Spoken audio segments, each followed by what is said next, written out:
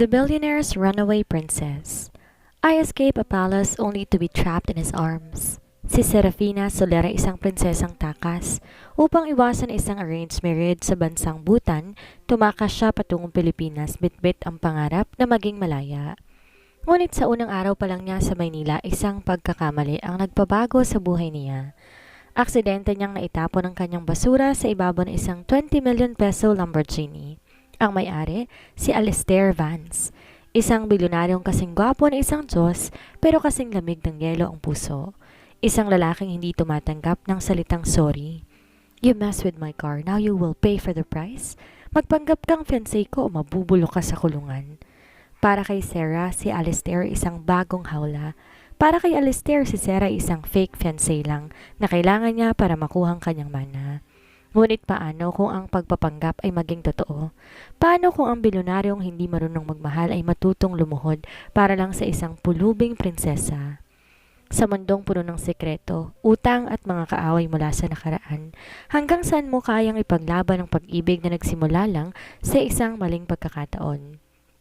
Ating tunghayan ang isa na namang kwento ng pag-ibig na ihahandog sa inyo ng Ramea TV. Ang bawat sulok ng palasyo ng Soler sa Bhutan ay isang obra maestra. Ang mga dingding yari sa puting marmol, ang mga chandelier gawa sa purong kristal at ang mga kortina ay hinabi mula sa bubog ng pinakamahaling sutla. Ngunit para kay Serafina, Sarah Soler, ang bawat kistap ng karangyaan tila mas matatalas na bubog na sumusugat sa kanyang pagkatao.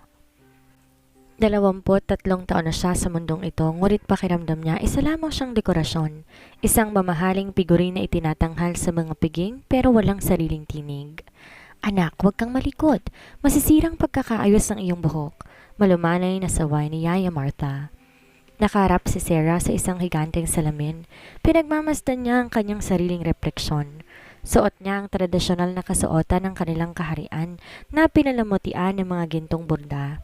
Maganda siya, oo, ngunit ang kanyang mga mata ay walang buhay. Yaya, ayoko nang magpakasal, bulong ni Sarah. Ang boses niya basag, puno ng pagsusumamo. Ayokong makulong sa isang buhay na alam kong walang kasiyahan. Si General Valerius, alam mo kung paano siya tumingin. Hindi pag-ibig ang nasa mga mata niya kundi pag-aari. Napatigil si Yaya Martha sa pagsuklay. Si Martha ay isang Pilipina na halos 3 dekada nang nagsisilbi sa palasyo. Siya na ang naging ina ni Sarah mula nang pumanaw ang tunay na reyna. Iniharap niya ang dalaga sa kanya, hinawakan ng mga kamay nito. Sarah, ang buhay hindi laging tungkol sa kung anong gusto natin, lalo na para sa isang tulad mo, malungkot na saad ng matanda. Pero alam kong nasa loob ng puso mo, kagaya ka ng mga ibon sa labas ng bintanang ito, hindi ka nilikha para ikulong? Gusto kong maging malaya, Yaya, kagaya ng mga kwento mo tungkol sa Pilipinas. Pangungulit ni Sarah. Bahagyang sumilay ang ngiti sa kanyang mga labi sa tuwing naaalala ang kwento ng Yaya. Sabi mo doon, pwedeng tumawa ng malakas sa kalsada, pwedeng kumain ng kwek-kwek na itinitinda sa kanto, walang mga bodyguards na nakabuntot, walang mga protocol na dapat sundin. Gusto kong makita ang ingay ng Maynila. Nako, batang to. Napakagulo doon, mainit at mausok. Hindi katulad ditong sariwa ang hangin. Biro ni Martha pero alam niyang seryoso ang alaga. Kahit pa, Yaya, mas pipiliin kong usok ng Maynila kaysa sa pabangong ito na amoy kamatayan naman ang kinabukasan ko. Matigas na sabi ni Sarah. Tumayo siya at lumakad patungo sa balkonahe. Mula roon tanaw ang buong kaharian ng Bhutan. Sa ibaba, naghahanda ng mga kawal para sa anunsyo ng kanyang engagement kinabukasan. Ang kanyang ama, ang Haring Soler ay determinadong gamitin siya bilang peace offering para sa alyansa ng militar. Hindi ako papayag, usal ni Sarah sa hangin. Nang gabing yon, matapos masiguro, natulog na ang mga gwardiya sa tapat ng kanyang silid, kumilos si Sarah. Sa ilalim ng kanyang kama, kinuha niya ang isang backpack na matagal niya nang inihanda. Laman nitong ilang pirasong damit. Ang kanyang peking passport ay pinagawa niya ng palihim sa isang black market contact at ang isang maliit na supot ng mga hiyas na maaari niyang ibenta. Suot ang isang itim na hoodie at maong, mga damit na hiningi niya kay Martha bilang regalo noong nakaraang taon. Dahan-dahan siyang lumabas sa balkonahe.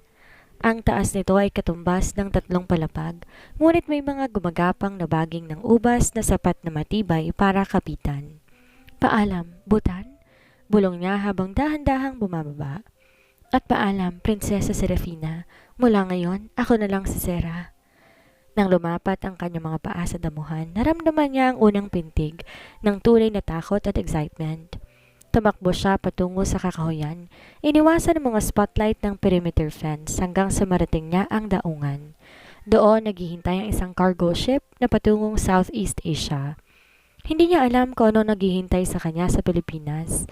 Hindi niya alam na sa gitna ng usok at ingay ng Maynila, matatagpuan niya isang lalaking babago sa tadhana niya. Isang lalaking mas malamig pa sa bakal sa kanyang hawla. Ang pagdating sa Maynila ay isang pagsabog ng sensasyon para kay Sera. Ang simoy ng hangin, hindi sariwa gaya sa Butan, kundi pinagsamang amoy ng usok, pawis at kung ano-anong pagkain. Ang katahimikan pinalitan ng ingay ng mga bosina, tawanan at sigaw ng mga nagtitinda, ngunit para kay Sera ang bawat ingay ay musika, musika ng kalayaan. Naalala niya ang mga kwento ni Yaya Martha tungkol sa Pilipinas. Dito, Sera, kahit anong hilera ng bahay basta't makita mong bandila, yan ay pag-aari ng Pilipino. Matapang ang puso, ngunit madasalin. Hindi man mayaman sa lupa, mayaman naman sa kultura at sa pag-ibig. 4 na araw siyang nakatira sa isang mumurahing transient house. Ang kanyang mga alahas ay naibenta niya na sa kalahating presyo, sapat para tustusan ang kanyang pansamantalang buhay. Ngayon, suot ng isang faded na t-shirt at luma, punit-punit na maong. Nakaupo siya sa isang plastic na upuan sa tabi ng kalsada. Hawak ang isang stick ng kwek-kwek at fishball. Sabik na sabik sa bawat kagat. Ang sarap! Ito ang totoong buhay. Ito ang kalayaan na pinangarap niya. Sa gitna ng kanyang kasiyahan, isang itim na anino ang huminto sa tapat niya. Hindi niya pinansin sa simula. Sanay na siya sa mga naglalakihang sasakyan sa Butan, ngunit ang isang to ay tila may sariling presensya. Isang sleek na Lamborghini Aventador SVJ, kulay itim na kasing itim ng gabi, nagkikinang sa sinag ng araw. Nang matapos niyang kainin ang huling piraso ng kwek-kwek, naisip niya, itapon ang kanyang pinagkainan. Kaso, wala siyang makitang basurahan. Nagulantang siya na makitang basurahan sa di kalayuan. Sa kanyang pagmamadali at gulo ng paligid, hindi niya sinasadya ang pagtapon ng plastic na lagayan ng fishball. Nagulat siya nang bumagsak ito direkta sa bubong ng Lamborghini. Naku po! Bulong niya, nagulantang, ngunit huli na. Bumukas ang pinto ng driver's side. Lumabas ang isang lalaki, matangkad, may matalim na panga, at ang buong tindig ay nagpapahiwatig ng kapangyarihan. Suot niya ang isang bespoke suit na nagkakahalaga na higit pa sa buong taon niyang alawan sa Butan. May isang tingin sa kanyang mga mata na kasing lamig ng yelo, isang tingin na walang emosyon, walang bakas ng pagtawa, tila hindi pa nakaranas ng tunay na kasiyahan. Siya si Alistair Vance. Ang pangalan niya, kinatatakutan, ginagalang sa mundo ng negosyo. Isang CEO na hindi marunong ngumiti, ngunit nakakasilaw ang kanyang kagwapuhan na nagbibigay ng matinding takot sa mga tumitingin. Tiningnan ni Alistair ang bubong ng kanyang sasakyan, pagkatapos ay ang plastic na nakadikit dito at sa huli ang pinagmula ng trahedya, si Sera.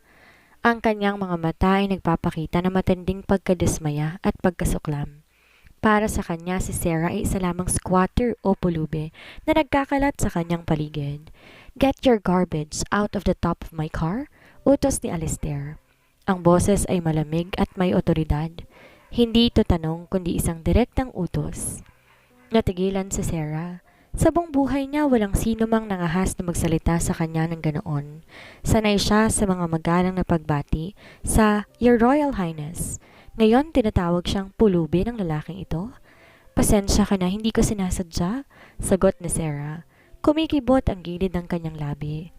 Pero kailangan mo ba talagang maging ganyan kabastos? Isang aksidente lamang yon. Napakunot ang noo ni Alistair. May sumagot sa kanya at tinawag pa siyang bastos. Sa buong buhay niya siyang nagbibigay ng utos at ang mga tao ang sumusunod. Sinong babaeng to na mukhang galing sa lansangan? May nakakalat na buhok at amoy street food. Ngunit kung makatitig parang siyang may-ari ng buong mundo.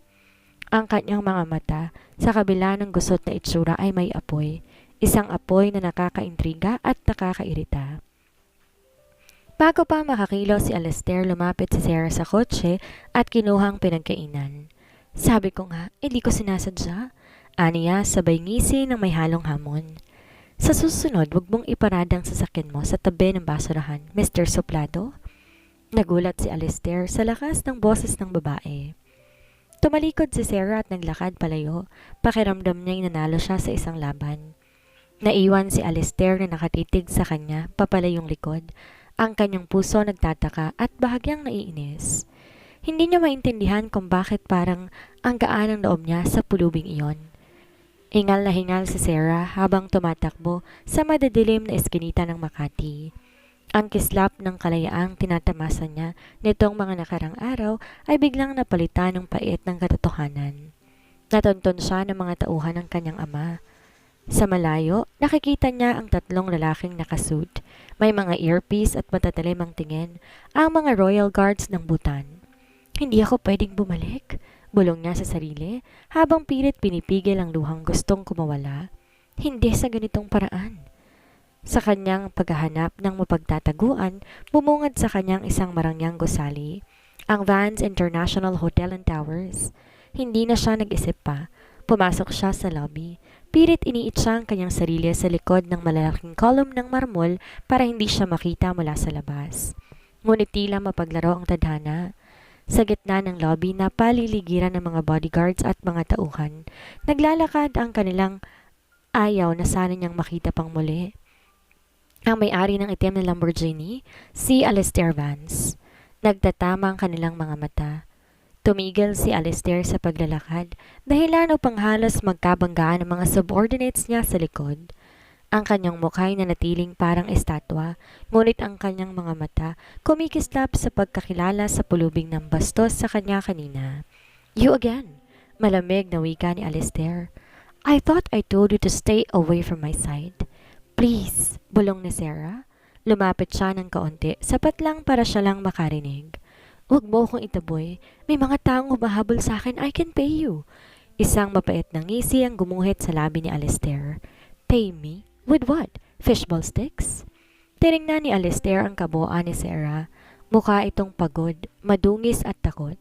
Ngunit nang mahawakan ni Sarah ang braso ni Alastair para magmakaawa, nahulog ang manggas ng kanyang hoodie. Doon nasilayan ni Alastair ang isang bagay na hindi dapat pag-aari ng isang palaboy. Isang singsing na gawa sa puting ginto, may nakaukit na phoenix at isang pambihirang asul na diamante. Bilang isang kolektor ng mamahaling alahas at isang matalas na negosyante, alam ni Alastair kung ano yon. Yon ang selyo ng pamilyang Soler, ang mga bilyonaryong hari ng industriya ng ginto sa Asia. Follow me, biglang bawi ni Alastair. Ang boses niya ay wala ng halong pangutya, kundi purong kalkulasyon. Dinala niya si Sarah sa kanyang pribadong penthouse sa tuktok ng hotel. Pagkasara ng pinto, hinarap niya ang dalaga. Who are you really? That ring isn't something a commoner picks up from the street. Napalunok si Sarah. Hindi niya pwedeng sabihin ng totoo pero kailangan niya ng proteksyon. Isa akong tumakas na anak. Ayoko magpakasal sa taong hindi ko mahal. Tulungan mo ko kahit pansamantala lang. Naglakad si Alastair patungo sa glass wall, tanaw ang buong lungsod. Humithit siya ng sigarilyo at bumuga ng usok na tila nag-iisip. May problema siya. Ang kanyang lolo, ang patriarch ng pamilya Vance, ay binigyan siya ng ultimatum. Kailangan niyang magpakasal sa loob ng 3 buwan o mawawala sa kanya ang kontrol ng Vance International. Ayaw niyang magpakasal sa mga sosyaladang babae na pinipili ng kanyang pamilya. Lumingon siya kay Sarah. Ang kanyang kagandahan ay hindi maikakaila kahit sa gitna ng dumi. May dugong budhaw ang babaeng ito, ramdam niya. I have a proposition, simula ni Alastair. Lumapit siya kay Sarah hanggang sa maramdaman ng dalaga ang init ng kanyang katawan at ang bango ng kanyang mamahaling pabango. Kailangan ko ng asawa para makuha ang mana ko. Kailangan mo na mapagtataguan mula sa mga humahabol sa'yo. Anong ibig mong sabihin? Tanong ni Sarah, kinakabahan. Magpanggap kang asawa ko sa loob ng 3 buwan. I will provide you with everything. Security, clothes, a name.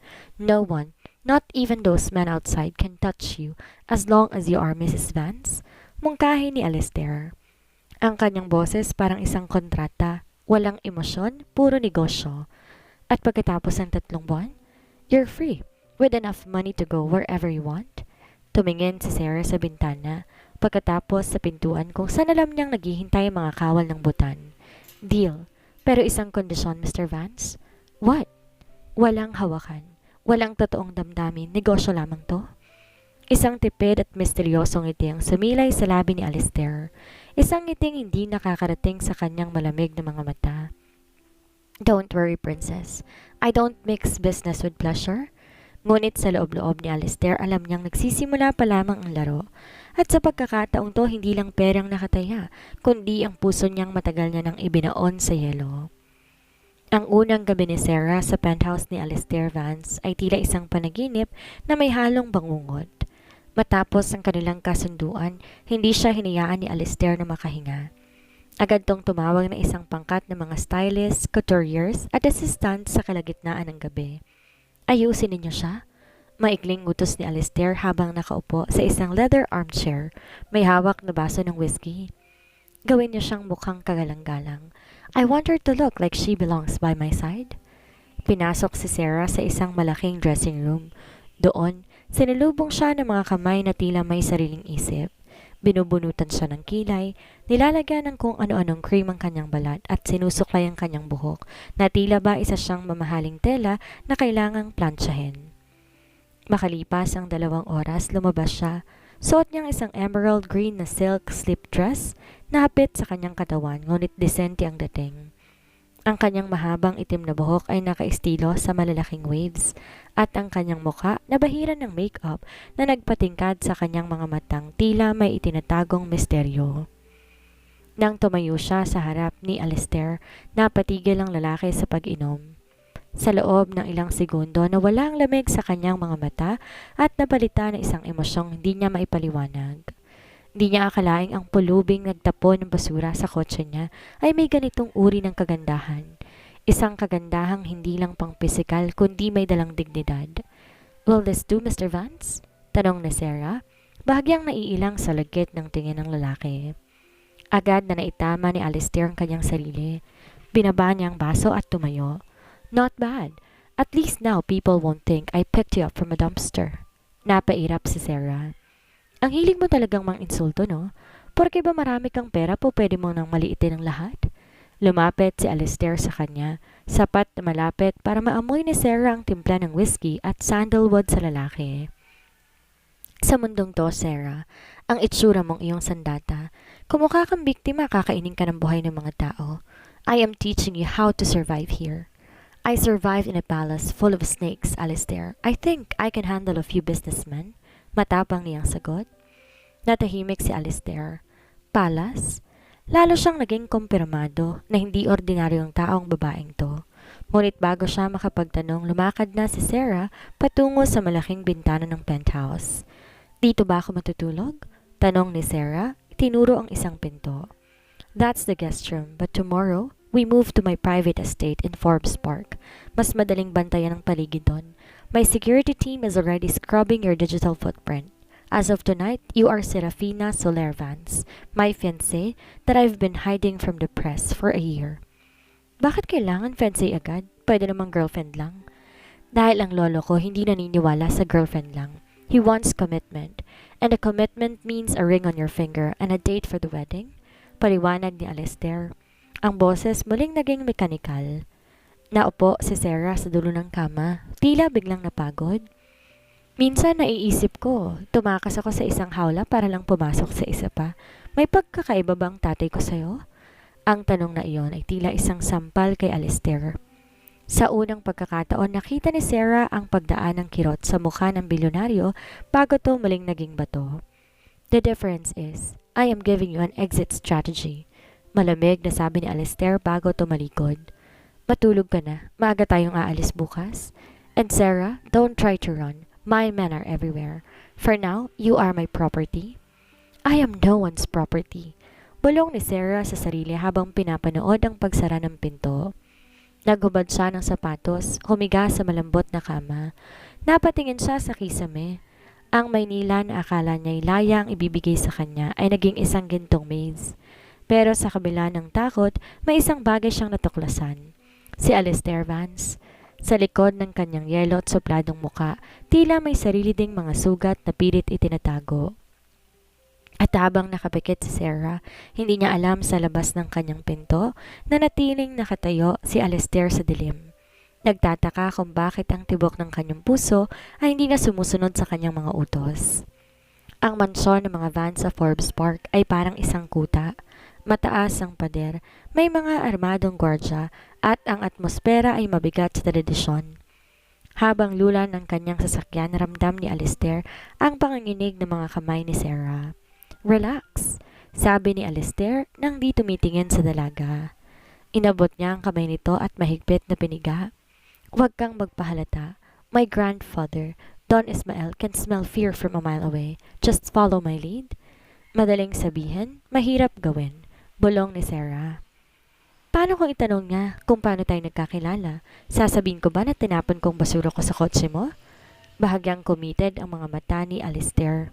"Of course not. We met at a charity gala in Paris. You were studying art and I was being me. Stick to that story." Pagpasok nila sa malawak na sala, nakaupo sa isang silya na yari sa narang isang matandang lalaki, si Don Ismael Vance. Hawak nito ang isang tungkod na may ulong ginto.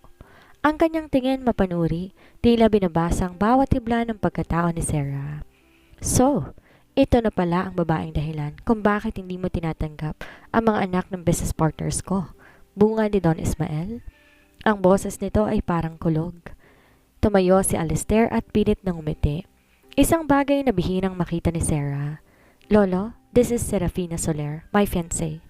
Tumayo ang matanda at lumapit kay Sarah. Naging bingi ang paligid. Inasahan ni Sarah na tatarayan siya nito, ngunit ang ginawa ni Don Ismael, kinuhang kanyang kamay at tiningnan ang kanyang suot na singsing. "Isang phoenix," pansin ng matanda. Ang pamilyang Soler kilala sa Bhutan, ngunit balita kung kanilang kaisa-isang prinsesa ay nawawala. "Are you that princess, iha?" Napatigil ang tibok ng puso ni Sarah. Maging si Alistair natigilan. Ngunit bago pa makasagot ang binata, tuwid na tumingin si Sarah sa mga mata ni Don Ismael. Hindi siya yumuko, hindi siya nag-iwas ng tingin. "I am a woman who chose her own path, Don Ismael," matapang na sagot ni Sarah. "Ang titulong prinsesa ay isang titulo lamang kung wala kang kalayaan. Narito ako dahil pinili kong makasamang inyong apo, hindi dahil sa utos ng kahit na sino." Nagkatinginan ang maglolo. Isang nakabibinging katahimikan ng namayani sa silid. Biglang humalakak ng malakas ang Don Ismael. "Finally! Isang babaeng may sapat na tapang para hindi manginig sa harapan ko." Hinampas ng matanda ang balikat ni Alistair. "Magaling, Alistair. Magaling ang pinili mo. Akala ko kumuha ka lang ng kusinong modelong walang laman ng utak, pero ang babaeng to, may apoy sa kanyang mga mata." Napahinga ng malalim si Alistair, ngunit ang susunod na ginawa ni Don Ismael ang talagang nagpagulat sa kanilang dalawa. "Dahil gusto kong iyong katapangan, Serafina, magdaraos tayo na isang welcome ball bukas ng gabi. I want to introduce the future Mrs. Vance to the whole of Manila. At doon, Alistair, gusto kong makita ang iyong engagement dance. Kung mapapatunayan ninyong mahal ninyong isa't isa sa harap ng lahat, ibibigay ko na sa iyo ang kontrol sa Vance International bago pa matapos ang buwan." Nanlaki ang mga mata ni Sarah. Isang ball? Sayaw? Mas lalong lumalaki ang gulo. Nang makaalis na sila sa harap ng matanda, hinila ni Alistair si Sarah sa isang sulok. "What was that? Bakit ka sumagot ng ganon?" "Niligtas ko lang yung leeg nating dalawa." Inis na bulong ni Sarah. Gusto niya ng katotohanan. Binigyan ko siya ng kalahati. Tinitigan siya ni Alistair. Sa unang pagkakataon, hindi lang negosyong nakakita niya kay Sarah. May kung anong init ang dumaloy sa kanyang dibdib. "The welcome ball is dangerous, Sarah. Siguradong darating ang press. Sigurado makakarating ang balita sa Bhutan." "Alam ko," seryosong sagot ni Sarah. "Pero hindi ba't sabi mo ang itsura kong ating sandata? Bukas gagamitin kong sandatang yan." Biglang hinawakan ni Alistair ang bewang ni Sarah at hinila to papalapit.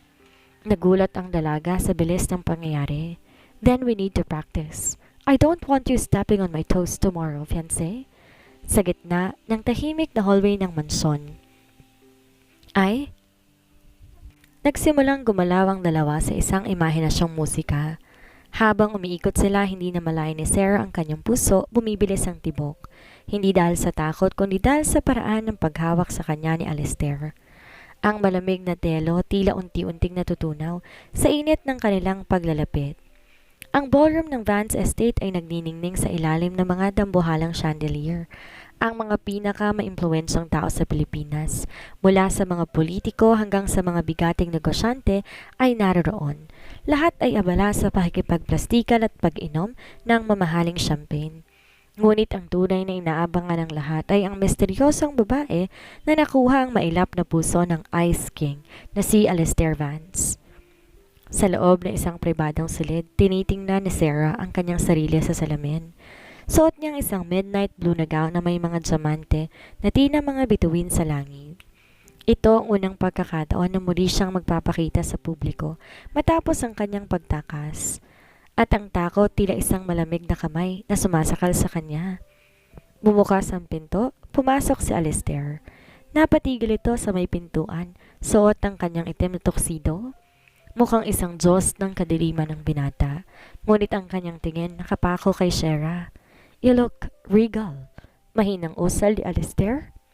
May kakaibang lalim ang kanyang boses na nagpatayo ng balahibo ni Sarah. "Sana, hindi ako makilala ng sinuman," sagot ni Sarah habang inaayos ang kanyang gloves. "Alistair, kapag lumabas tayo dyan, wala na tong balikan." Lumapit si Alistair, nilahad ang kanyang kamay. "Huwag kang tumingin sa kanila. Tumingin ka lang sa akin. I will not let anything bad happen to you." Nang lumabas sila sa grand staircase, tila huminto ang mundo. Lahat ng mga matay nakatuon sa kanila. Ang mga bulungan na palitan ng katahimikan. Si Serafina Soler Vance mukhang isang tunay na reyna. Matikas ang tindig, taas ang noo at may ningning na hindi kayang pikein. Nagsimulang tumugtog ang orkestra ng isang mapang-akit na waltz. Inakay ni Alistair si Sarah sa gitna ng dance floor. Sa ilalim ng mga ilaw, nagsimula silang sumayaw. Ang bawat takbang ay perpekto, ang bawat ikot puno ng grace. Ngunit sa likod ng kanilang mga ngiti para sa kamera, may seryosong usapan. "May nakapansin sa akin?"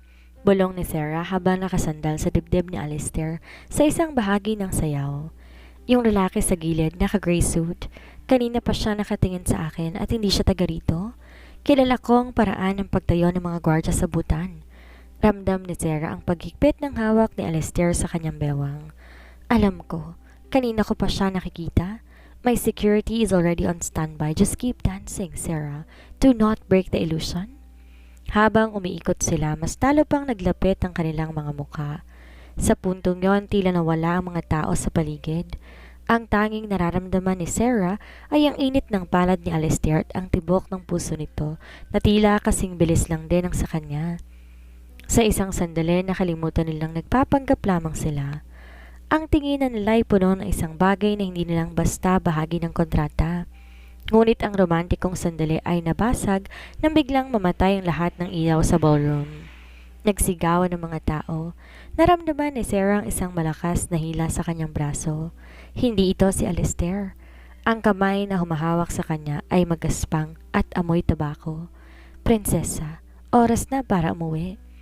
Isang boses ang bumulong sa kanyang tenga sa gitna ng dilim. "Bitiwan mo ko?" sigaw ni Sarah.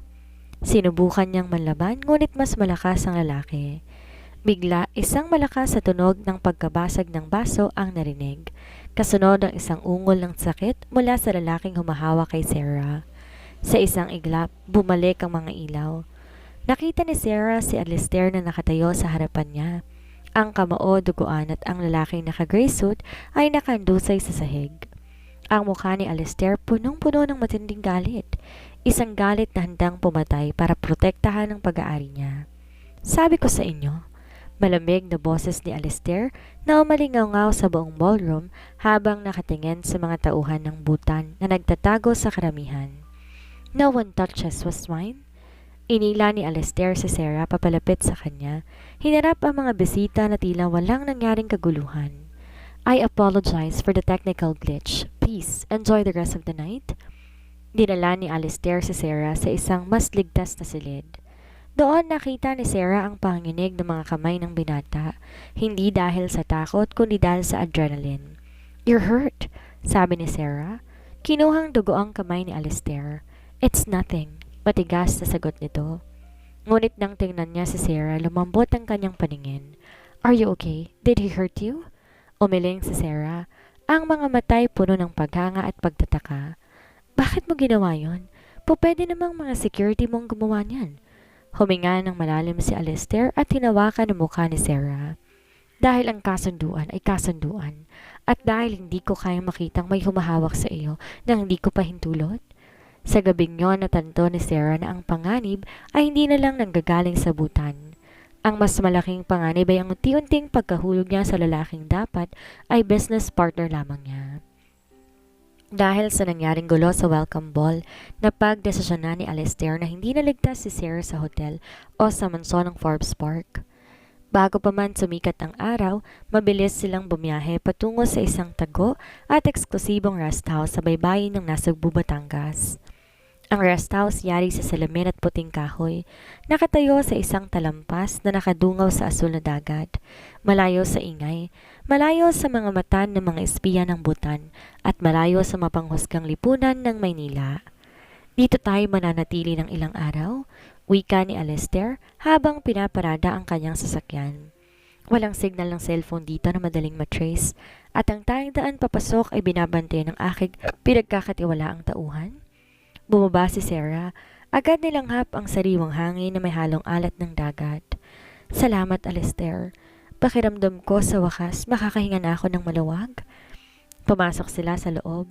Simple lang ang loob ng bahay kumpara sa palasyo o sa penthouse, pero mas ramdam ang init ng isang tahanan. Dahil walang mga katulong na kasama para sa seguridad, silang dalawa lamang ang naroon. Nang sumapit ang gabi, naghanda si Sarah ng simpleng hapunan. Nagulat si Alistair na makitang marunong pala itong magluto. "Tinuruan ako ni Yaya Martha," paliwanag ni Sarah habang inihahain ng adobong manok. Sabi niya ang pagkain daw ang pinakamabilis na paraan para mapaamong isang galit na leon. Kumain sila ng tahimik sa balkonahe. Ang tanging naririnig ay ang hampas ng alon sa ibaba. Ang buwan ay maliwanag, nagbibigay ng pilak na ningning sa ibabaw ng tubig. "Bakit ka laging seryoso, Alistair?" biglang tanong ni Sarah. "Simula na makilala kita, hindi pa kita nakikitang tumawa ng totoo.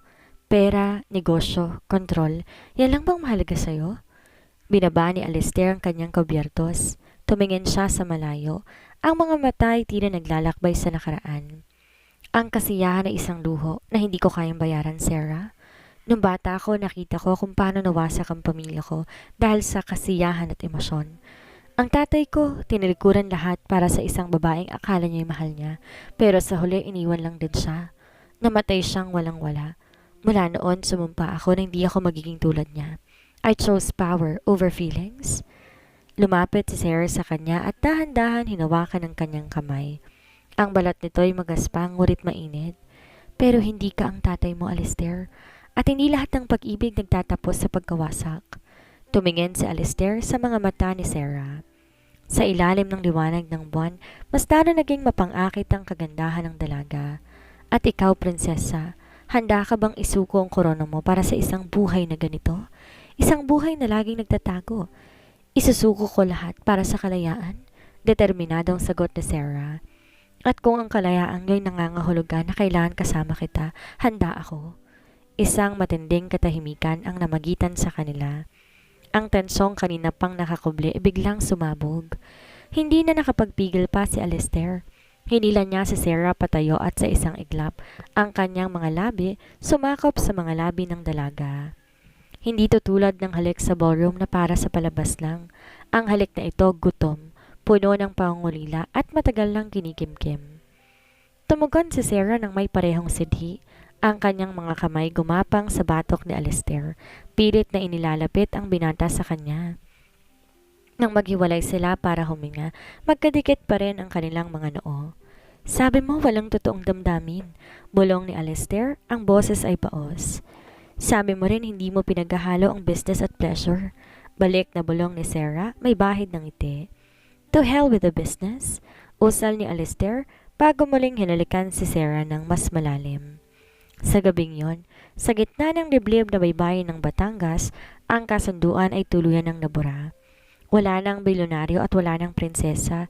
Meron na lamang 2 taong natagpuan ang kanilang sarili sa gitna ng isang mapanganib na pag-ibig. Ngunit sa labas ng kanilang maliit na paraiso, isang malaking badyo ang nagbabadyang sumira sa lahat. Ang ama ni Sarah ay naglabas ng international warrant, hindi para sa pagpapakasal, kundi sa bintang na si Alistair isang kidnapper. Habang ang gabi sa Batangas ay puno ng tamis para kina Sarah at Alistair, sa kabilang dako ng dagat, sa likod na nakapanlulumong dilim ng palasyo ng Soler sa Butan, isang bagyo ang nagngangalit. Ang Haring Vincenzo Soler ay hindi sanay na tinatanggihan. Sa loob ng 5 dekada ang bawat salita niya ay batas at ang bawat utos niya ay sinusunod ng walang katanungan. Kaya nang makarating sa kanyang balita mula sa Pilipinas na ang kanyang kaisang-isang anak ay hindi lamang nagtatago kundi nakipag-live-in na sa isang dayuhang negosyante, ay halos mabasag na ang hawak niyang kristal na baso ng alak. Isang hamak na negosyante? Pinagpalit niya ang korona sa isang lalaking ang tanging yaman ay papel at bakal? Ang boses ni Vincenzo ay parang kulog na yumanig sa buong study room. Sa harap niya, nakayuko ang pinuno ng kanyang Royal Guard na si General Valerios, ang lalaking itinakda niyang maging asawa ni Sarah. Puno ng galit at selos ang mga mata ng General. Mahal na hari, hindi lang siya nakikitira doon. Pinakilala na siya ni Alistair Vance bilang kanyang fiancé sa buong Maynila. Nilalapastangan nila ang dangal ng butuan, ulat ni Valerios. Kung ganon durugin siya, malamig na utos ng hari. Gamitin lahat ng koneksyon. Sabihin sa gobyerno ng Pilipinas ng aking anak ay dinukot. Sabihin na si Alistair Vance ay isang international kidnapper at manipulator. I want him behind bars and I want my daughter back in chains if necessary. Bumalik ang eksena sa Batangas. Ang madaling araw sinalubong na nakabibinging tunog ng mga sirena at ang malakas na pagpagaspas ng mga helikokreto sa itaas ng rest house. Nagising si Sarah na gulat na gulat. Alistair, ano yun? Agad na bumangon si Alistair, mabilis na kinuhang kanyang barel sa side table. Isang bagay na hindi alam ni Sarah na dala-dala nito. Stay behind me, Sarah. Something is wrong. Sumilip si Alistair sa bintana at nakita ang hindi bababa sa 10 sasakyan ng mga otoridad, kasama ng mga lalaking naka-uniforme ng National Bureau of Investigation. Ngunit sa likod nila, nakita rin niya ang mga pamilyar na itim na SUV na may plaka ng diplomatiko. Alistair Vance, lumabas ka niya dyan ng itaas sa mga kamay. Hawak mo ang prinsesa ng Butan laban sa kanyang kagustuhan. Meron kaming warrant of arrest para sa kidnapping at serious illegal detention. Sigaw na isang boses mula sa megaphone. Napalingon si Sarah kay Alistair. Puno ng takot ang mga mata. Kidnapping? Pero hindi totoo yan. Sasabihin ko sa kanilang totoo. No, Sarah, don't go out there. Pigil ni Alistair. Hinawakan siya sa magkabilang balikat. Ang tatay mo, gagamitin niyang batas para paghiwalayin tayo. Kapag lumabas ka, kukunin ka nila at hindi ka na makakabalik pa sa akin. Pero ikukulong ka nila, hikbi ni Sarah. Isang malakas na pagkalabog ang narinig sa pintuan. Sinisira na ito ng mga otoridad. Sa gitna ng kaguluhan ng isang lalaki ang pumasok mula sa likurang pinto, si General Valerius mismo, suot ang kanyang militar na uniforme. May dalang otoridad na hindi sakop ng batas ng Pilipinas dahil sa diplomatic immunity. Prinsesa Serafina, tawag ni Valerios, ang kanyang ngiti nakakapangilabot. Ang iyong ama ay lubhang nag-aalala. Umuwi na tayo bago pa dumanak ang dugo ng bilyonaryong ito. Hinding-hindi ako sasama sa iyo, sigaw ni Sarah. Humarang siya sa harap ni Alistair. Tinitigan ni Valerius si Alistair ng may pangungutya.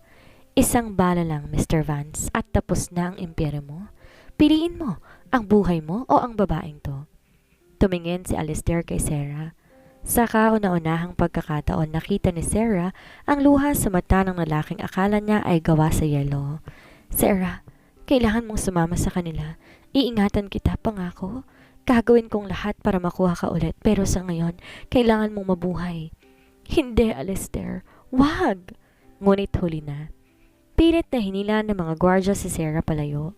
Pinosasa naman si Alistair ng mga pulis sa harap mismo ng dalaga. Ang huling nakita ni Sarah bago siya isakay sa itim na sasakyan ay si Alistair na nakaluhod, habang ang kanyang ama, sa pamamagitan ng video call sa tablet ni Valerius, ay nanonood ng may mapait na tagumpay. "Welcome back to reality, Serafina." Ang huling narinig niyang boses ng kanyang ama bago tuluyang sumara ang pinto. Ang loob ng piitan sa Camp Crame ay malamig, madilim at amoy kalawang. Ngunit para kay Alistair Vance ang rehas ay hindi hadlang, kundi isang pansamantalang abala lamang. Nakaupo siya sa gilid ng semento. Maayos pa rin ang pagkakabotones ng kanyang polo, bagaman may bahid na ito ng dumi. Ang kanyang mga mata hindi kakikitaan ng takot. Sa halip, ito'y nagbabaga sa galit na mas matindi pa sa apoy ng impyerno. "May bisita ka, Vance." Anunsyo ng isang pulis na halatang nanginginig ang boses. Alam ng lahat ng lalaking nasa loob ng selda, kayang bumili ng buong istasyon kung nanaisin ito. Pumasok si Attorney Leandro, ang punong abogado ng pamilyang Vance, kasama ang dalawang lalaking nakabarong na halatang matataas na opisyal ng gobyerno. "Alistair, handa ng mga papeles?" Panimula ni Attorney Leandro. "Ang warrant of arrest na inisyo laban sa iyo ay dineklara ng korte na null and void. Napatunayang walang basihan ng kidnapping dahil may sapat na ebidensya, video footages at testimonya ng mga staff sa hotel na si Serafina ay sumama sa iyo ng kusa at hindi sa pilitan." Tumayo si Alistair. Bawat galaw niya ay may dalang banta. "The connection to the Palace of Bhutan?" "Nakausap na namin ang Department of Foreign Affairs." Sagot ng isa sa mga opisyal.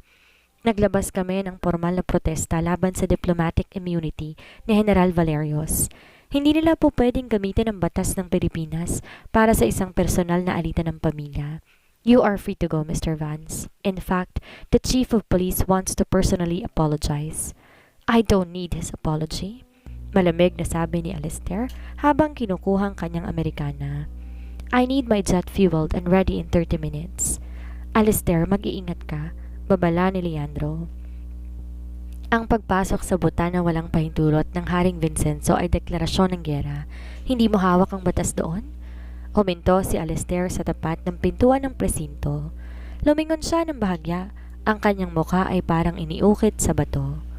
Ang hari ng Bhutan nagkamali ng kinalaban. Akala niya isang prinsesa lang kinuha niya. Hindi niya alam kinuha niyang buhay ko. And I'm willing to burn his entire kingdom just to get her back. Paglabas ni Alistair, isang convoy ng mga itim na SUV ang naghihintay sa kanya. Hindi siya umuwi sa kanyang penthouse. Dumiretso siya sa isang secret facility ng Vance International, ang kanyang private intelligence hub. Sa loob ng hub, sinilubong siya ng mga bihasang hackers at dating mga special forces operatives na nasa ilalim ng kanyang payroll. "Sir, na-trace na namin ang flight ni Prinsesa Serafina," ulat na isang tech expert. Lumapag sila sa Bhutan 3 oras nang nakakalipas. Kasalukuyan siyang nasa ilalim ng house arrest sa loob ng palasyo ng Soler. Ang seguridad tinaasan. May mga sniper sa bawat tore at ang General Valerius ay hindi umaalis sa tabi ng silid ng prinsesa. Tinitigan ni Alistair ang satellite map ng palasyo. Ang Bhutan ay isang bansang napalilibutan ng matatayog na bundok. Mahirap pasukin, mahirap takasan. Ngunit ang yaman ng mga Vance ay hindi lang nagtatapos sa mga bangko. Meron siyang mga koneksyon sa mga supplier ng advanced military tech at mga mercenaries na mas magaling pa sa mga kawal ng hari. "I want a full-scale extraction plan," utos ni Alistair. "Gamitin ang lahat ng resources. Bilhin ang sino mang pupwedeng bilhin sa loob ng palasyo. Kung kailangan dumaan tayo sa ilalim ng lupa o mula sa langit, gagawin natin." "Sir, it's a suicide mission," babala ng kanyang security chief. Isang matalim na ngiti ang sumilay sa labi ni Alistair. Ang unang ngiti mula nang maaresto siya, ngunit ito ay isang ngiting nakakapangilabot. "Hindi to suicide mission, Marcos. Ito ay isang hostile takeover. Sabihan ng lolo ko na gagamitin ko lahat ng pondo ng Vance International. Hindi ko kailangan ng mana niya. I just need Sarah." Habang pabilis ng pabilis ang kanyang private jet patungo sa direksyon ng Bhutan, tinitingnan ni Alistair ang isang mainit na litrato ni Sarah sa kanyang phone. Ang litratong palihim niyang kinuha nung nasa Batangas pa sila, habang tumatawa ang dalaga sa harap ng dagat. "Wait for me, Sarah," bulong niya sa hangin. "The Ice King is coming for his queen. and no wall is high enough to keep me away. Ang palasyo ng Soler ay nababalot ng makapal na hamog, ngunit ang lamig sa labas ay walang sinabi sa lamig na nararamdaman ni Sarah sa loob ng kanyang silid. Muli siyang nakulong. Ang bintanang dati may mga baging na maaari niyang kapitan, nilagyan na ngayon ng matitibay na rehas ng bakal. Sa labas ng kanyang pinto, maririnig ang regular na yabag ng mga sapatos ng dalawang gwardya na hindi umaalis sa kanilang pwesto. "Kumain ka na, Serafina?" Malamig na utos ni Haring Vincenzo. Nakatayo ang hari sa dulo ng kanyang kama, pinagmamasdan ng anak na hindi man lang ginalaw ang pagkaing nakahain. "Wala akong gana, ama," sagot ni Sarah nang di tumitingin. "At huwag mo akong tawaging Serafina. Ang pangalan ko ay Sarah." Tumawa ng mapait ang hari. "Sarah, ang pangalang bigay sa iyo ng mga pulubing nakasama mo sa Pilipinas? Huwag mong kalimutan kung sino ka. Ikaw ay isang Soler at sa sunod na linggo, ikakasal ka kay General Valerius. Tapos na ang iyong pagre-rebelde?" Humarap si Sarah sa kanyang ama. Ang mga mata ay nagbabaga. "Kahit patayin mo ko, hindi ako magpapakasal sa kanya. Mahal ko si Alistair at alam kong darating siya para sa akin." Isang malakas sa sampalang dumapo sa pisngi ni Sarah. Napalingon ang kanyang ulo sa lakas nito at naramdaman niya ang alat ng dugo sa kanyang labi. "Huwag mong babanggitin ang pangalan ng kriminal na yon sa harapan ko," sigaw ni Vincenzo. "Nasa kulungan siya ngayon at doon na siya mabubulok. Sinira niyang dangal mo at pasalamat ka. Handa pa rin si Valerio sa tanggapin ka." Nang lumabas ang hari, naiwang mag-isa si Sarah. Hindi siya umiyak, sa halip, hinaplos niya ang kanyang pisngi at mas lalo pang tumibay ang kanyang loob. Alam niya ang kakayahan ni Alistair. Alam niyang hindi ito susuko. Samantala, sa isang liblib na kuweba sa paanan ng kabundukan ng Bhutan, di kalayuan sa border, isang grupo ng mga lalaking naka-all-black tactical gear ang tahimik na kumikilos. Sa gitna nila ay si Alistair, nakasuot din ng bulletproof vest at may hawak na tablet kung saan nakikita ang live thermal feed ng palasyo. "Sir, mahigpit ang security sa main gate at sa mga pader," ulat ni Marcos, ang kanyang security chief. "Pero may nahanap kaming butas. Ang lumang drainage system ng palasyo na ginawa pa noong 18th century. Hindi ito nakalagay sa modernong blueprints kaya hindi nila nababantay ng maigi." "Gaano katagal bago tayo makapasok?" tanong ni Alistair. Ang mukha niya ay walang bakas ng pagod, tanging determinasyon lamang ang makikita. "Aabutin tayo ng 4 na oras para gumapang sa ilalim, pero kailangan maging eksaktong timing natin. Kapag pumutok ang unang barel, meron lang tayong 10 minuto bago dumating ang reinforcement ng militar," paliwanag ni Marcos. Tumingin si Alistair sa madilim direksyon kung nasa ng palasyo. "Hindi tayo gagamit ng baril hanggat maaari. I want this to be a ghost operation. Kukunin natin si Sarah at lalabas tayo bago pa nila malaman na naroon tayo." "At paano ang general, sir?" Nagdilim ang anyo ni Alistair. "Iwan niyo siya sa akin. May utang siyang kailangang bayaran sa pagpunit niya ng damit ni Sarah at sa pagpapakulong sa akin." Sa loob ng palasyo, biglang may kumatok ng mahina sa pinto ni Sarah. Akala niya ay ang mga gwardya, ngunit isang pamilyar na boses ang narinig niya mula sa maliit na siwang ng ilalim ng pinto. "Anak, Sarah." "Yaya Martha?" Gulat na bulong ni Sarah. Lumapit siya sa pinto. "Makinig ka, anak. May nakapag-abot sa akin ng mensahe mula sa labas. Isang lalaking nagngangalang Marcos. Ang sabi niya, huwag kang matutulog mamayang hating gabi. Magsuot ka ng matibay na sapatos at ihanda mong sarili mo. Malapit na ang inyong kaligtasan." Napahawak si Sarah sa kanyang dibdib. Ang kanyang puso ay tumibay. "Salamat, Yaya. Sabihin mo sa kanila maghihintay ako." Sa labas, nagsimula ng umulan ng malakas. Ang kidlat ay nagbibigay ng panandaliang liwanag sa kabundukan. Tila isang babala na ang Ice King ay hindi lang basta naghihintay. Siya ay sumasalakay na. Ang ulan sa Bhutan, tila walang balak tumigil, na siyang naging perpektong tabing para sa operasyon ni Alistair. Ang tunog ng bawat patak sa bubong ng palasyo ay sapat na upang malunod ang anumang kaluskos na nagmumula sa ilalim ng lupa. Sa loob ng kanyang silid, hindi mapakali si Sarah. Nakasuot siya ng matibay na boots sa isang itim na jacket na itinago niya sa ilalim ng kanyang kumot. Bawat minuto, tila isang oras. Bawat yabag ng gwardya sa labas ay nagpapakaba sa kanya. "Nasaan na kayo, Alistair?" bulong niya habang nakatingin sa nakasarang pinto. Biglang, isang mahinang kilos ang narinig niya mula sa loob ng kanyang banyo. Napatayo siya, dahan-dahang lumapit. Ang takip ng lumang drainage sa vent sa sahig ay dahan-dahang gumagalaw. Humawak si Sarah sa isang plorera, handang lumaban, ngunit napatigil siya na makita ang isang pamilyar na kamay na may suot na tactical glove. Isang lalaking lumabas mula sa masikip na butas, puno ng putik, basa at hingal na hingal. Nang tanggalin nito ang kanyang maskara, ng lambot ang mga tuhod ni Sarah. Alistair! Bago pa man siya makagawa ng ingay, mabilis na lumapit si Alistair at tinakpan ang kanyang bibig. Sabay kabig sa kanya para sa isang mahigpit na yakap. Ang lamig ng basang damit ni Alistair ay hindi inalintana ni Sarah. Ang tanging mahalaga ay ang init ng pagkakayakap ng lalaki. Shh! I've got you! Bulong ni Alistair sa kanyang tenga.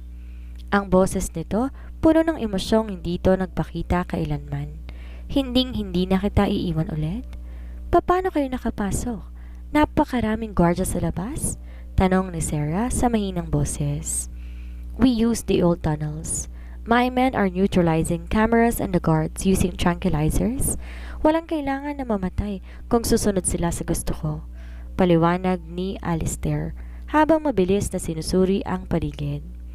Kinuha ni Alistair ang isang radyo. Marcos, we have the package ready for extraction. Copy, sir, pero may problema. Boses ni Marcos mula sa kabilang linya. Nabulabog ang mga aso sa West Wing. Papunta na dyan si General Valerios. Kailangan nyo nang lumabas sa vent ngayon din. Ngunit bago pa sila makakilos ang pinto ng silid, biglang bumukas ng malakas. Pumasok si General Valerios. Hawak ang isang baril kasama ng 4 na sundalo. I knew I smelled a rat. Nakangising sabi ni Valerios habang nakatutok ang baril kay Alistair. Mr. Vance, you are more foolish than I thought. Entering the palace is a death sentence. Hinarangan ni Alistair si Sarah kahit wala siyang hawak na baril.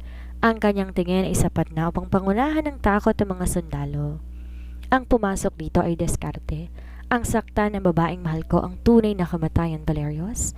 Look around you. Biglang nag-red alert ang mga screens sa palasyo. Isang malakas na alarm ang tumunog, ngunit hindi ito alarm para sa mga intruders. General, sigaw ng isa sa mga sundalo habang nakatingin sa kanyang tablet. The Vance International Satellite just jammed our entire communication system. We are blind and deaf. At may mga black helicopters na papasok sa airspace natin? What? Galit na sigaw ni Valerios. Hindi mo lang ako kinalaban, Valerios.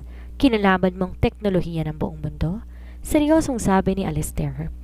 Ngayon bibigyan kita ng pagkakataon. Bitiwan mong baril mo at hahayaan kitang mabuhay para makita ang pagbagsak ng kahariang ito o ituloy mo yan at sisiguraduhin kong walang matitira sa pangalan mo bukas. Sa gitna ng tensyon nakita ni Sarah ang pag-aalinlangan sa mga mata ni Valerios. Alam ng general na sa labas ng butan, ang pera ni Alistair ay mas makapangyarihan kaysa sa anumang bala. Sa isang iglap, isang smoke grenade ang inihagis ni Marcos mula sa vent. Napuno ng puting usok ang silid.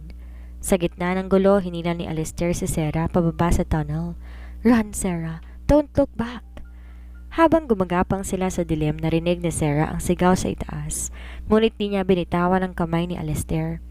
Sa bawat akbang, nararamdaman niya ang papalapit na kalayaan.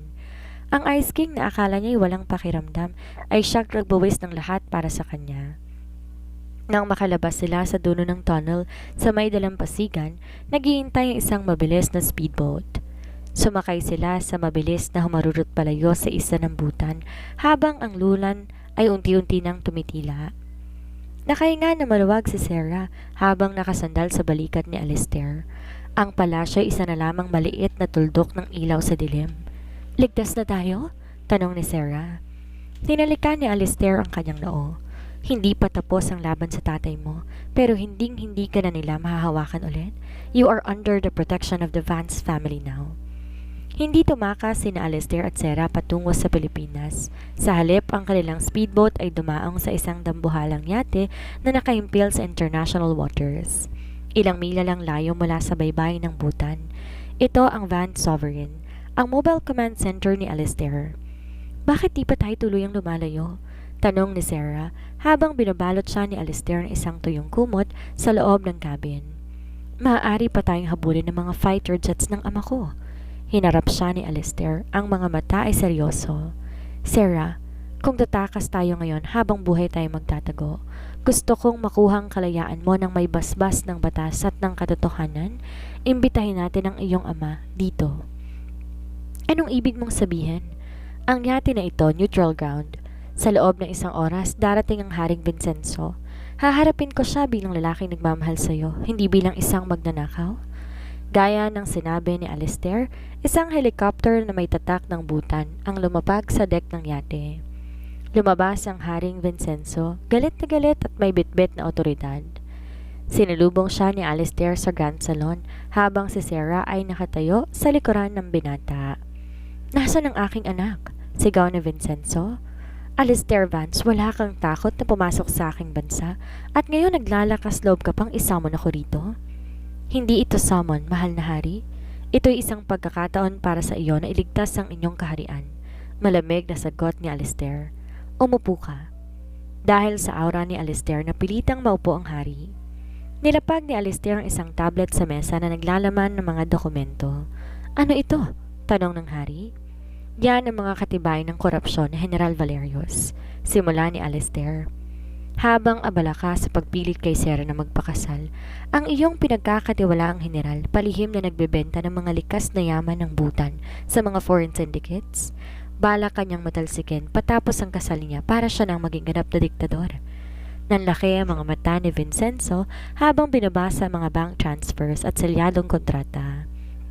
Nanginginig ang kanyang mga kamay. Hindi ito totoo. Lahat ng yan ay totoo, ama. Singit ni Sarah. Lumapit siya, tumayo sa tabi ni Alistair. Si Alistair nag-imbestiga habang ako'y nakakulong. Ang taong pinili mo para sa akin na siya ring taong papatay sa inyo? Tumingin ang hari kay Alistair. Tila nakakita ng isang bagong kaaway na mas matalino kaysa sa kanya. At ano ang kapalit ng impormasyong ito, Vance? Pera? Share sa kumpanya ko? Umiling si Alistair. Humakbang pasulong, diretsyong nakatingin sa mata ng hari. Wala akong pakialam sa ginto mo. Mas marami akong pera kaysa sa buong angkaban ng butan. Ang gusto ko lang ay ang kalayaan ni Sarah. Ibigay mo sa kanyang karapatang mamuhay bilang isang malayang tao. Ano lang kanyang engagement at hayaan mo siyang sumama sa akin sa Pilipinas? At kung hindi ako pumayag, hamon ng hari. Kung hindi ka papayag, ilalabas ko ang mga dokumentong ito sa international press. Babagsak ang ekonomiya ng Bhutan, magkakaroon ng rebelyon at mawawala sa iyong lahat. Banta ni Alistair nang walang pangimi. Pero kung papayag ka, ituturing kitang kaalyado. Tutulungan ng Vance International na muling itayong ekonomiya ninyo nang walang hinihinging kapalit. Nabalot ng katahimikan ang pagitan nila. Tumingin ang hari kay Sarah, ang anak na dati tinuturing lang niyang kagamitan. Nakita niyang determinasyon sa mukha nito at ang paraan ng paghawak ito sa kamay ni Alistair. Doon niya napatunayan na hindi lang basta pagtakas ang ginawa ni Sarah. Nahanap itong isang sandigan na mas matatag kaysa anumang pader ng palasyo. Mahal mo ba talaga ang lalaking to, Serafina? Mahinang tanong ni Vincenzo. Higit pa sa buhay ko, ama, sagot ni Sarah. Huminga ng malalim ang hari at itinulak ang tablet pabalik kay Alistair. Ayusin mo ang gulo ni Valerius. Ipakulong mo siya kung saan di na siya makakabalik sa Bhutan. At ikaw? Tiningnan niya si Alistair. Pakiingatan mong anak ko. Dahil kung sasaktan mo siya kahit gaano ka pakayaman, susuyurin ko ang buong mundo para lang makuha siya. Isang ngiti ng tagumpay ang sumilay sa mga labi ni Alistair. Hindi mo na kailangan gawin yan, sir. Dahil siya ang buhay ko. Sa gabing yon, sa gitna ng dagat, tinapos ang isang dekada ng pagmamalupit. Ang hari ay bumalik sa Bhutan para linisin ang kanyang gobyerno, habang si Sarah at Alistair ay nanatili sa deck ng yate, pinapanood ang pagsikat ng araw sa abot tanaw.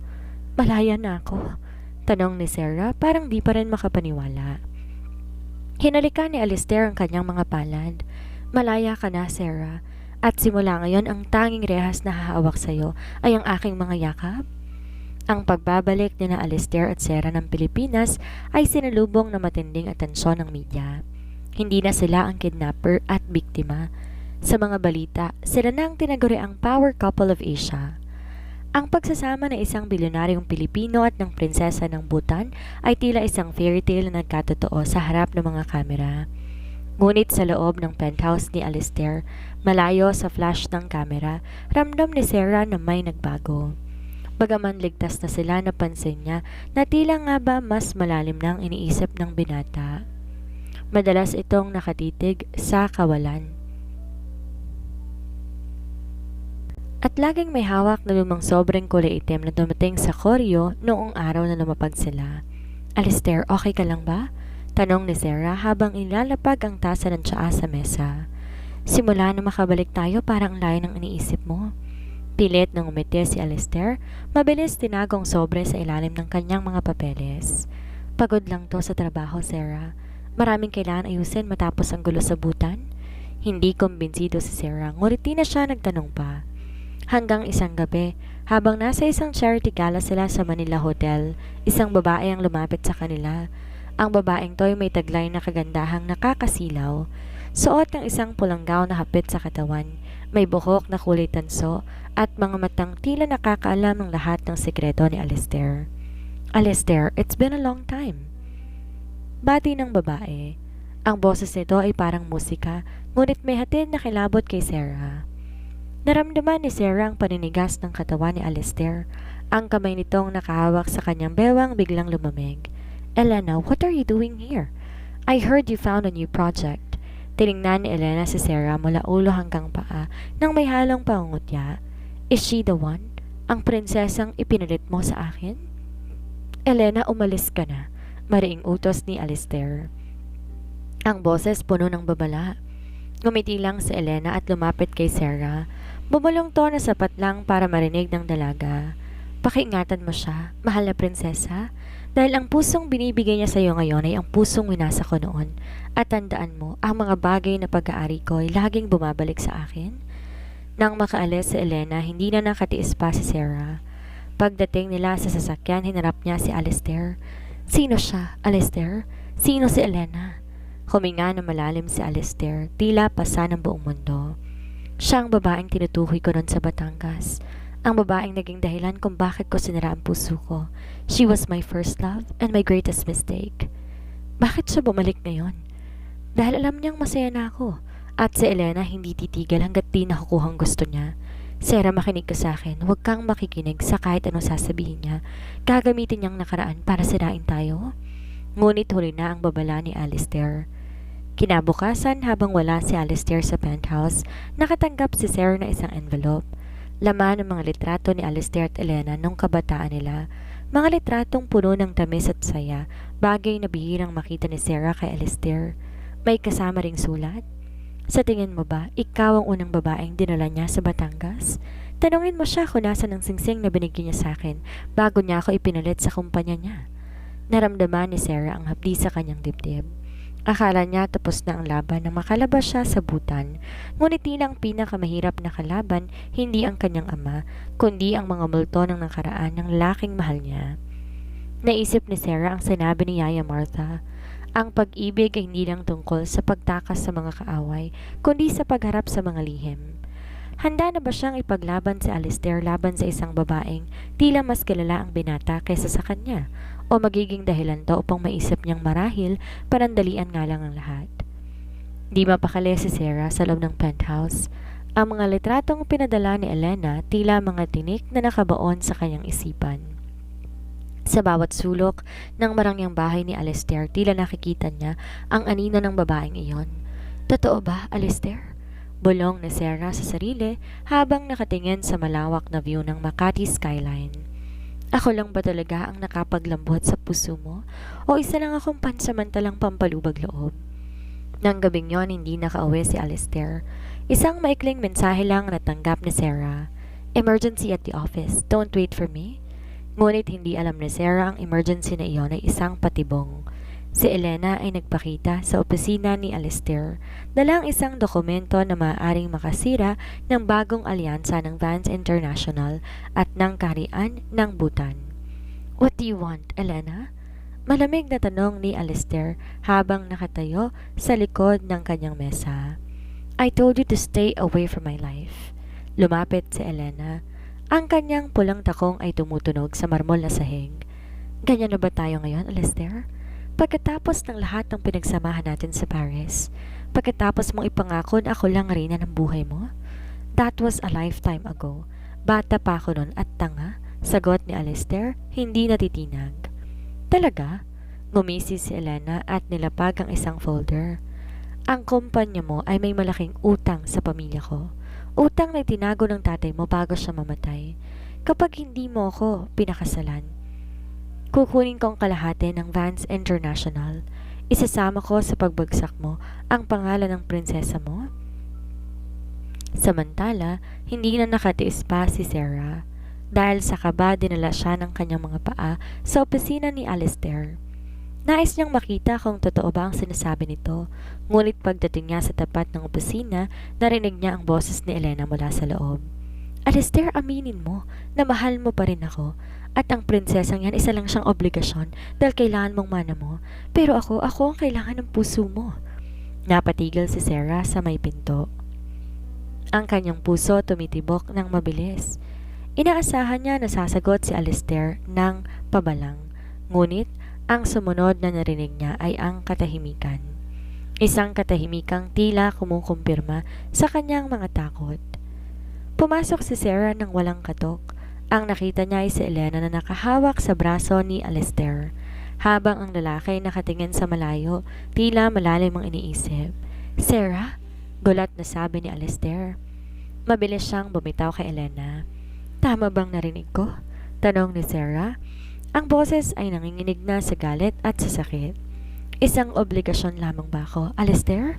Isang paraan para makuha mong mana mo at maisalba ang kumpanya mo na utang nito kay Elena? Sarah, it's not what it looks like. Hakbang ni Alistair papalapit, pero umatras si Sarah. Naniniwala ako sa iyo, sigaw ni Sarah. Ang mga luha ay tuluyan ng umagos. Akala ko tumakas ako sa ama ko dahil hanap kong kalayaan sa piling mo. Pero mukhang isa ka ring negosyante na ginamit lang puso ko para sa interes mo. Tumawa si Elena sa gilid.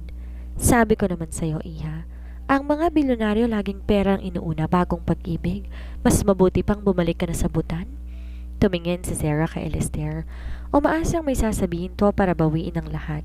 Ngunit ang mukha ni Alistair ay muling naging bato. Ang Ice King ay nagbalik. Ang bigat ng utang ng kumpanya, ng kanyang ama at ang banta sa kumpanya, tila mas matimbang sa mga sandaling iyon. Sarah, umuwi ka muna. Pag-usapan natin to bukas. Maikling sabi ni Alistair. Di niya magawang tumingin ng diretsyo sa dalaga. Doon gumuho ang mundo ni Sarah. Ang lalaking ipinaglaban niya hanggang dulo ay tila sinusuko na siya. Nang di nagsasalita, tumalikod si Sarah at tumakbo palabas ng gusali. Sa gitna ng ulan sa Maynila, muli naramdaman ni Sarah ang pag-iisa. Pero sa pagkakataong ito, may isang bagong plano siyang nabuo sa kanyang isipan. Kung pera at kapangyarihan ang laro ni na Alistair at Elena, ipapakita niya sa kanila kung anong kayang gawin ng isang tunay na prinsesa ng Butan kapag ito ay nasaktan. Hindi alam ni Alistair na ang utang na sinasabi ni Elena ay nabayaran na ng lolo ni Alistair matagal na panahon nakakalipas. At ang dokumentong hawak ni Elena ay isang pekeng gawa-gawa lamang para sirain ang relasyon nila. Hindi bumalik si Sarah sa Butan. Hindi rin siya nagkulong sa kwarto para umiyak. Sa halip, dumiretso siya sa tanging tao na lamang na alam niyang may hawak sa lahat ng katotohanan, ang lolo ni Alistair, si Don Ismael Vance. Sa loob ng library ng matanda, hinarap niya si Sarah. Nang may determinasyon na mas matindi pa sa sikat ng araw, Don Ismael, kailangan kong katotohanan, diretsahang sabi ni Sarah. Hawak ni Elena ang leeg ni Alistair dahil sa isang utang ng nakaraan. Sabihin niyo nga sa akin, totoo ba ito? Tumingin ang matanda sa kanya, may bakas ng paghanga sa mga mata. Ang pamilya ni Elena mapandil lang, Serafina. Ang utang na sinasabi niya binayaran ko na bago pa man pumanaw ang ama ni Alistair. Ngunit si Alistair masyado siyang nakabaon sa guilt. Akala niya siya ang dapat nang magpasan sa lahat ng pagkakamali ng tatay niya. Binigyan ni Don Ismael si Sarah ng isang selyadong envelope. Narito ang orihinal na resibo at ang release of liability. Gamitin mo ito, iha. Ipaglaban mo ang apo ko. Dahil sa sandaling ito ay siya na mismong sumusuko sa sarili niya. Bitbit ang katotohanan, sumugod si Sarah sa huling gabi ng band's International Anniversary Gala. Alam niyang naroon si Elena, nakabuntot kay Alistair na tila isang linta. Pagpasok ni Sarah sa ballroom, lahat napatingin sa kanya. Hindi siya suot ng damit na pinili ni Alistair. Suot niya ang kanyang tradisyonal na royal gown mula sa Bhutan, puno ng ginto at mga hiyas na nagpapakita ng tunay niyang kapangyarihan. Mukha siyang isang reynang handang makipagdigma. Nakita niya si Alistair sa gitna na entablado, mukhang pagod at walang buhay, habang nasa tabi si Elena na may matagumpay ng ngiti. Alistair! Malakas sa tawag ni Sarah. Ang boses niya ay umaalingaw-ngaw sa buong hall. Nagulat lahat, lalo na si Alistair. Sarah, anong ginagawa mo rito? Narito ako para bawiin ang sakin, sagot ni Sarah habang naglalakad sa gitna ng crowd. Huminto sa harap ni Elena. Elena, magaling ang iyong palabas. Ngunit sa aming kaharian ng mga sinungaling, pinupugutan ng dangal? Anong pinagsasasabi mo? Kabadong tanong ni Elena. Binato ni Sarah ang mga dokumento sa harap ni Alistair. Basahin mo yan, Alistair. Ang utang na kinatatakutan mo, matagal nang binayaran ng dolo mo. Ginagamit ka lang ni Elena para makuha ang kumpanya mo at para paghiwalayin tayo. Mabilis na binasa ni Alistair ang mga papeles.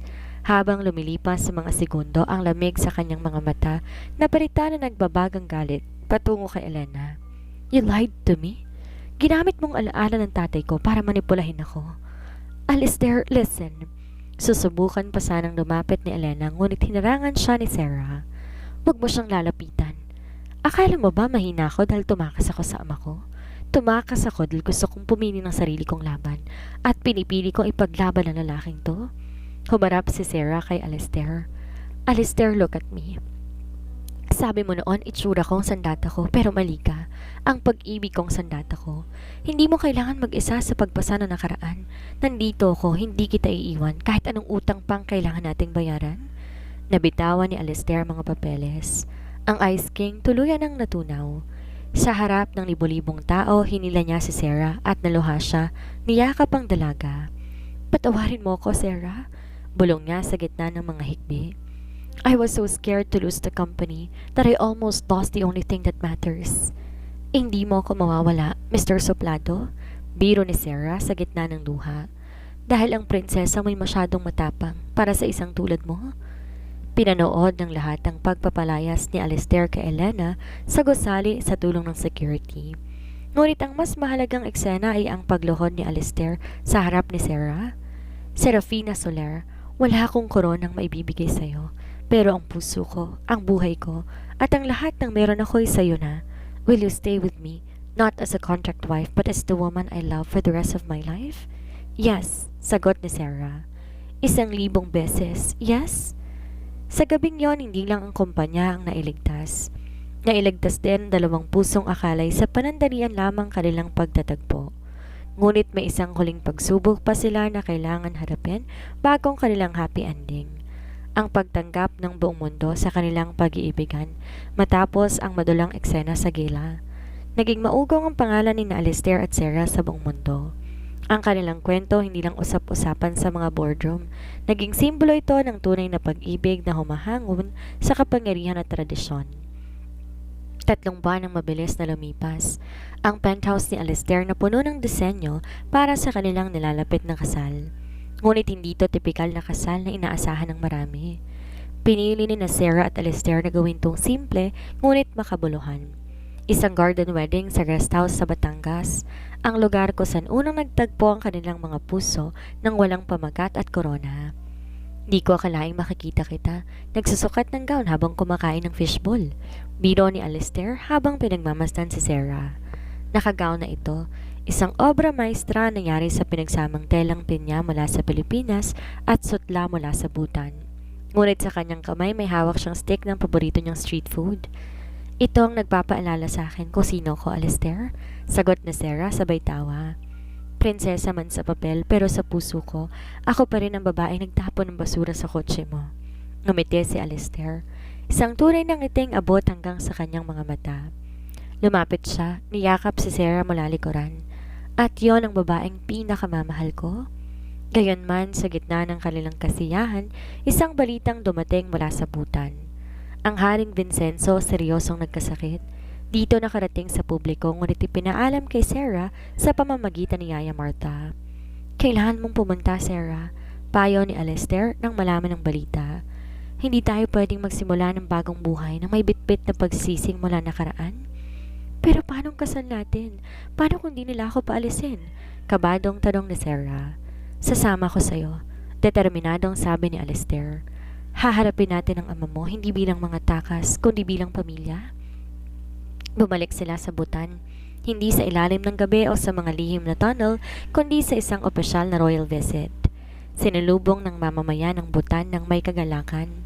Nakita ng mga tao na ang kanilang prinsesa ay masaya at malaya. Sa loob ng silid ng hari, nakita ni Sarah ang ama, mahina na ang katawan. Wala nang bagsik sa mga mata, napalitan ng pangungulila. Serafina, patawarin mo ko. Akala ko pinoprotektahan kita sa pamamagitan ng pagpilit sa iyo sa mga tradisyon. Hindi ko nakitang ang tunay na lakas ng ating kaharian ay nasa kaligayahan mo. Inabot ng hari ang kamay ni Alistair. Vance, ituloy ninyong kasal.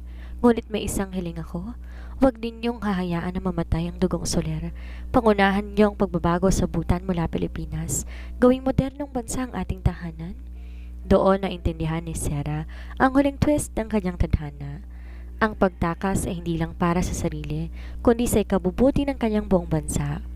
Si Alistair sa tulong ng kanyang yaman at koneksyon, nangakong magtatayo ng paaralan at ospital sa Bhutan bilang regalo sa kasal nila ni Sarah. Isang gabi, bago sila bumalik ng Pilipinas, para sa mismong araw ng kasal, tumayo ang dalawa sa balkonahe ng palasyo, ang lugar kung saan unang nangarap si Sarah na lumipad. Handa ka na bang maging Mrs. Vance? Tanong ni Alistair. Handang-handa na, sagot ni Sarah.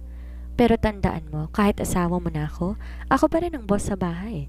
Tumawa si Alistair, binuhat si Sarah. Kahit kailan, Sarah, kahit kailan. Habang nakatingin sila sa mga bituin. Alam nilang bukas ay puno ng pag-asa, walang anino, walang mga lihim. Ang gintong hawla tuluyang naglaho at ang natitira na lamang ay malawak na langit na kanilang liliparan ng magkasama. Ang sikat ng araw sa Batangas ay nakikigalak sa isang espesyal na araw sa rest house ng mga Vance.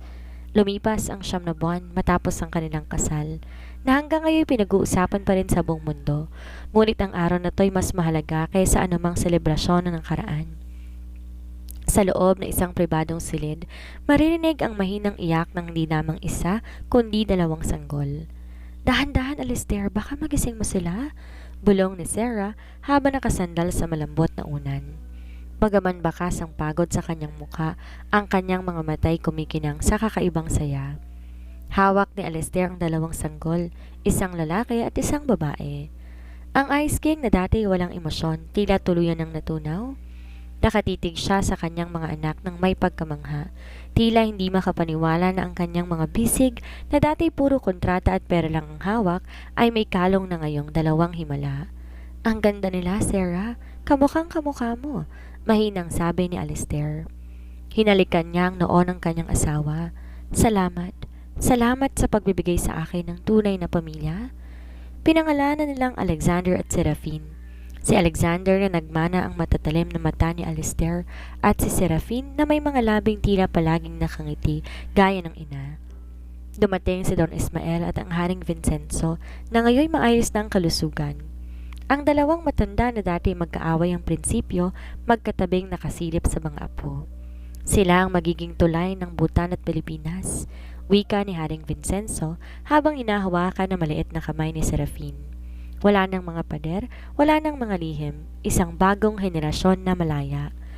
Nang hapong yon, lumabas si Alistair at Sarah sa balkonahe habang ang mga sanggol mahimbing na natutulog sa loob. Pinagmamasdan nila ang paglubog ng araw sa abot-tanaw na dagat. Naalala mo ba nung unang pagkakataon na tinapon mong basura sa kotse ko? Tanong ni Alistair, sabay kabig sa bewang ni Sarah. Oo naman, sino ba namang makakalimot sa pinakasupladong lalaking nakilala ko? Biro ni Sarah. Pero alam mo, Alistair, kung di dahil sa basurang yon, hindi mo sana nakitang kayaman ang hawak mo ngayon. You are my greatest treasure, Sarah. Seryosong sabi ni Alistair. Ang buhay ko nagsimula lang nung araw na nakilala kita. Maraming salamat sa hindi pagsuko sa akin, kahit pilit kitang tinataboy noon. Humarap si Sarah sa kanya. Pinagsalikop ang kanilang mga kamay. Pinaglaban kita dahil alam ko, sa likod ng yelo sa puso mo may apoy na naghihintay mag-alab. At ngayon ang apoy na yon ang nagbibigay liwanag sa buhay natin. Habang unti-unting lumulubog ang araw, naglapat ang kanilang mga labi sa isang halik na puno ng pangako. Hindi na to isang kasunduan, hindi na to panandalian, ito ay isang habang buhay na sumpaan na kahit anong unos ang dumating, kahit anong paderang itayo ang pag-ibig na nagsimula sa isang pagkakamali ay mananatiling tama hanggang sa huli. Ang kwentong ito ni Sarah at Alistair ay isang paalala na ang tunay na kalayaan ay hindi matatagpuan sa pagtakas, kundi sa pagharap sa ating mga kinatatakutan kasama ng taong handang tumayo sa ating tabi. Minsan ang mga pinaka hindi inaasahang pagtatagpo sa gitna man ng polusyon ng Maynila o sa ilalim ng marangyang chandelier ng isang palasyo ang siyang bumubuo sa ating tadhana. Sana'y naging inspirasyon ng kanilang paglalakbay na ang pag-ibig hindi laging madali, ngunit ito'y laging karapat-dapat ipaglaban. Maraming salamat sa pagsama sa amin sa bawat pahina ng The Billionaire's Runaway Princess. Hanggang sa muli po, maraming salamat po.